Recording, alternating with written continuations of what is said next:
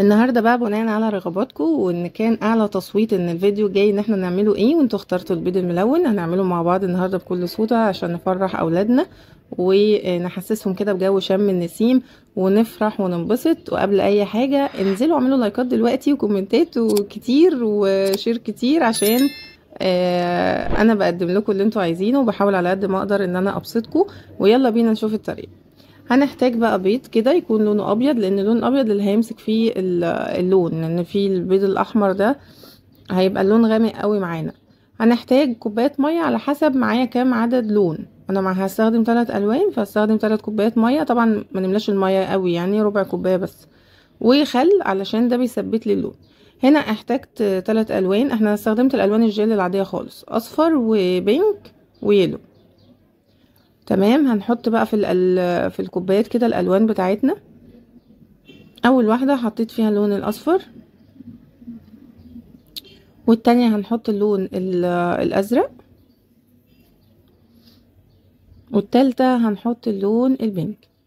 هنقلب بقى كل واحده كده لوحدها، يعني بجد انا عايزاكم تنبسطوا، عايزاكم ما نشغلش نفسنا بالحاجات اللي تضايقنا قوي. يعني بنبدا ان احنا نشوف اي مناسبه بتبقى موجوده علشان نبسط نفسنا. هنا حطيت معلقه صغيره من الخل في كل كوبايه، وهقلب كله لان الخل بيخلي اللون ايه يثبت. دي معلومة من زمان يعني. زي ما بقول لكم كده ان احنا اي مناسبة بتيجي نمسك فيها ونحاول نبسط ولادنا ونحاول احنا كمان ننبسط. نخرج عن مشاكل الدنيا ونخرج عن الهم اللي احنا عايشين فيه يعني، ونحاول نبسط نفسنا على قد ما نقدر. فاحنا عندنا مناسبة شم النسيم اهو، يعني حاجة تفرح الولاد. انا مش عارفة برضو انا ماسكة معلقة صغيرة ليه، يعني انا والله متضايقه من نفسي، مش عارفه في ايه، حاسه ان انا بضايق نفسي بالعافيه. قلبنا كله كده مع بعض. هجيب طبق بقى فاضي كده علشان ما نبهدلش الدنيا. هنحط منديل. انا هنا كنت تانياه فهفرده عشان اللون يمسك احسن بسرعه يعني. هنبدا بقى ان احنا نحط معلقه من كل لون.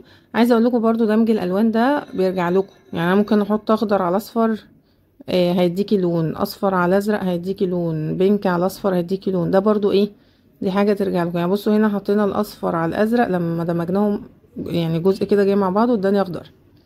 سوري، الاصفر مع الازرق اداني اخضر. شكلهم حلو قوي يا جماعة، الالوان لطيفة وشكلها حلو مبهج وهتلفت نظر الولاد جدا. وممكن كمان عايزة اقول لكم حاجة، ان احنا لو ما عندناش الالوان دي مش شرط جل، يعني هي البودرة تنفع كمان. وممكن لو ما عندناش ده ولا ده اقلام في المصفر بنلون كده على المنديل، وبحط البيضة وبعدين بحطه في كوباية مية. هنربط بقى باستك، ما عندناش استك هنلف المنديل عليه كده وخلاص، يعني ما نقعدش ايه نعذب نفسنا، مش شرط تمشوا بالملي يعني، لا. يعني الجيش قالك اتصرفوا. هنلف المنديل عليها خالص ونسيبها لحد ما تنشف بقى. وبعدين هنجيب منديل تاني بقى وهنعمل برضو ايه نفس القصة. الالوان اللي متوفرة عندي هنستخدمها. كان زمان بقى بنعمله، فاكرين انتوا لما كنا بنحط قشر البصل وقشر الكركديه والشاي بنغليه مع الشاي. كنا بنحط كمان كركم بيدينا لون اصفر، كركديه بيديني احمر، الشاي بيديني بني. يعني قولولي بقى في التعليقات كده انتوا بتعملوه ازاي، يعني كنتوا بتعملوا بتلونوا البيض ازاي، افكاركم يعني، دوني الافكار اللي انتوا كنتوا بتعملوها.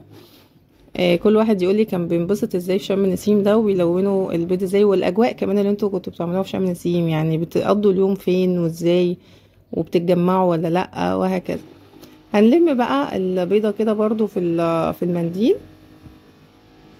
اهو، وهنسيبها برضو جنب اختها لحد ما تنشف. بس عايزه اقول لكم حاجه، ان انا يعني دول انا سبتهم ينشفوا بقى وخدوا وقت عبال ما المنديل نشف.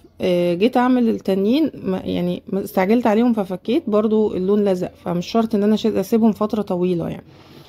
اهو خلصنا بقى البيض كده، هنسيبه ينشف او هنسيبه شويه، يعني مش شرط ان هو المنديل ينشف قوي، هنسيبه شويه لحد بس ما يلقط اللون. بس شكلهم حلو قوي ازاي، شكلهم جميل. عايزه اقول لكم ان الولاد هتهيس يعني في الموضوع ده، يعني هيطلعوا الطاقه كلها بتاعتهم، بيفرحوا قوي هما بالحاجات دي. بس بعد ما طلع بقى شكله جميل قوي، يعني مبهج.